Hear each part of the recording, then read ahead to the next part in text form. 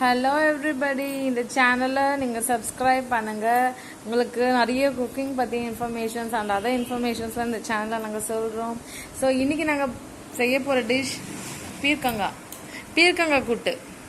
So பீர்க்கங்காய் இப்படி தான் இருக்கும், பார்த்துக்கோங்க. இது இந்த காய்கறி கடையிலலாம் விற்கும். ஸோ எத்தனை பேர் சாப்பிட்ருக்கீங்கன்னு தெரியல. இதை பாருங்கள், இது மாதிரி தான் ப்ரிப்பேர் பண்ணணும். ஃபஸ்ட்டு அந்த தோலை வந்து சீவிடணும். சீவிட்டு அதுக்குள்ளே இருக்கிறத வந்து சின்ன சின்னதாக கட் பண்ணி எடுத்து வச்சுக்கணும்.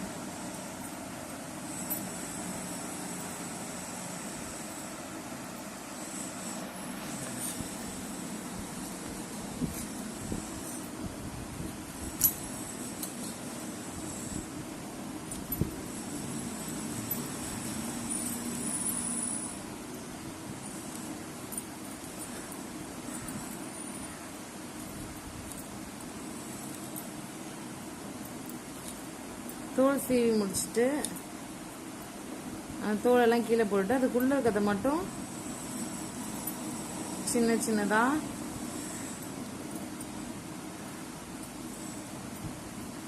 இது நைஃப் இருந்தால் கூட நைஃப்பில் கூட உங்களுக்கு அழகாக தோல் சீவிட்டு அதுக்கப்புறம் அது உள்ளே இருக்கிறதுலாம் சின்னதாக கட் பண்ணி வச்சுக்கலாம்.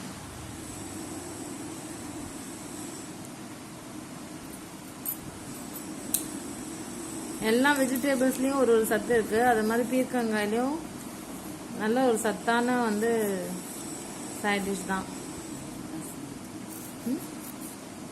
பாருங்கள் எப்படி தோல் சீவுறோன்னு பார்த்து தெரிஞ்சுக்கோங்க. ஸோ எல்லா வீட்லேயும் டிஃப்ரெண்ட்டாக பீலர் இருக்கும். அந்த பீலர் வச்சு கூட நல்லா தோலெல்லாம் சீவிடலாம்.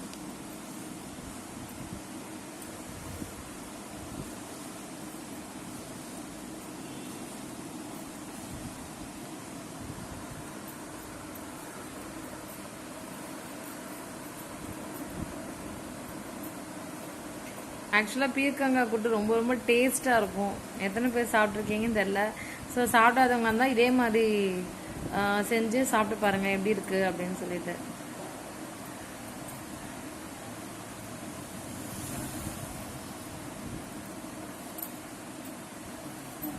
சரி, இந்த மாதிரி சின்னதாக கட் பண்ணி நல்லா பொடியாக நறுக்கி ஒரு பாத்திரத்தில் எடுத்து வச்சுக்கணும்.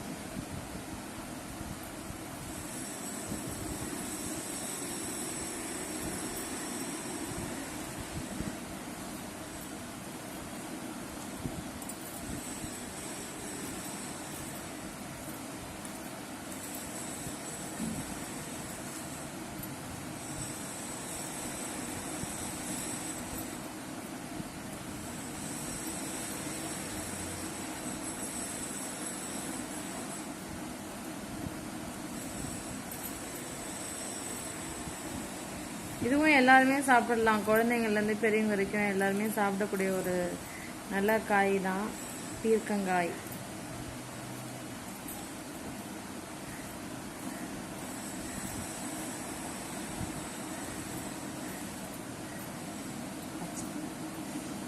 இதில் வந்து இந்த கூட்டாக செய்ய போகிறதுனால பச்சை பருப்பு வந்து தேவைப்படும்.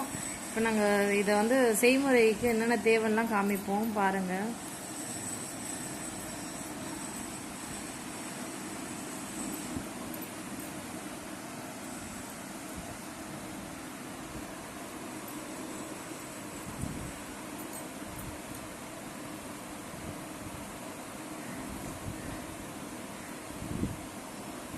பாருங்க, அந்த தோலை சீவி கீழே போட்டுருவோம். தோலை அதுக்குள்ளே இருக்கிறத மட்டும்தான் யூஸ் பண்ணணும் அந்த கூட்டுக்கு.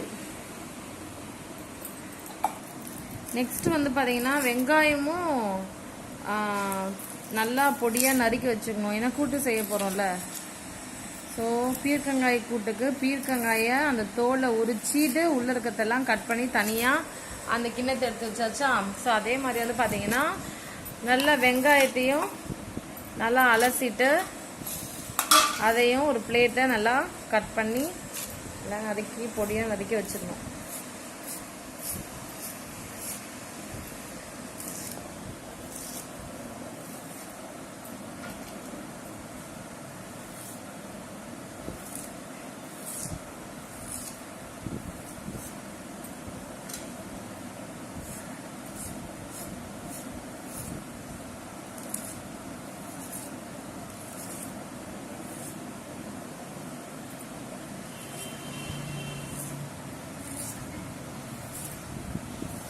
பீர்க்கங்காய் கூட்டு உண்மையாகவே ரொம்ப ரொம்ப சுவையாக இருக்கும், பயங்கர டேஸ்ட்டாக இருக்கும்.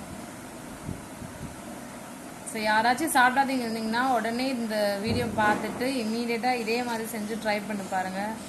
நீங்கள் அப்புறம் வந்து எப்போ நினைக்கிறீங்களோ இது மாதிரி பீர்க்கங்காய் செஞ்சு சாப்பிடணும்னு நினைப்பீங்க.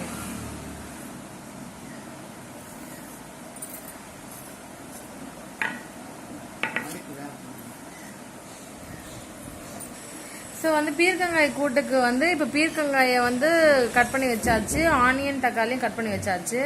இதுக்கு வந்து கூட்டு செய்ய போகிறோம் இல்லையா, அதனால அந்த பச்சை பருப்பு தான் யூஸ் பண்ணுவோம் நாங்கள்.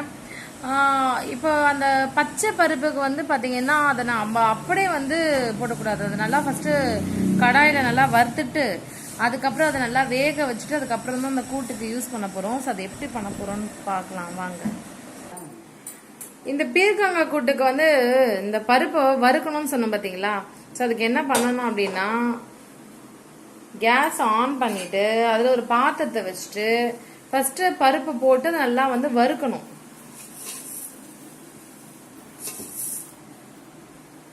ஆக்சுவலா இப்போ காலியா இருக்கு பாருங்க, இப்பதான் வச்சிருக்கோம். இப்போ அது காஞ்சிட்டு இருக்கோம் அந்த பாத்திரம். இப்போ வந்து பாத்தீங்கன்னா பச்சை பருப்பு அந்த போடுறோம். ஏன்னா எப்பவுமே வறுத்துட்டு செஞ்சா நல்லா இருக்கும், சூப்பரா இருக்கும் கூட்டு. ஸோ நல்லா வறுத்துட்டு அப்புறம் தான் கூட்டு செய்ய போறோம்.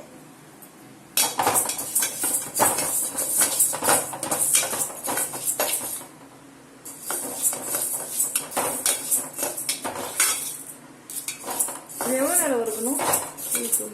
சும்மா ஒரு பொன்னிறமா ஆகிற வரைக்கும் ஒரு 3 மினிட்ஸ். நம்ம கொஞ்சம் பருப்பு தான் போட்டிருக்கோம் இல்லையா, அதனால ஒரு 3 மினிட்ஸ் போதும். நல்லா வறுத்ததுக்கு அப்புறம்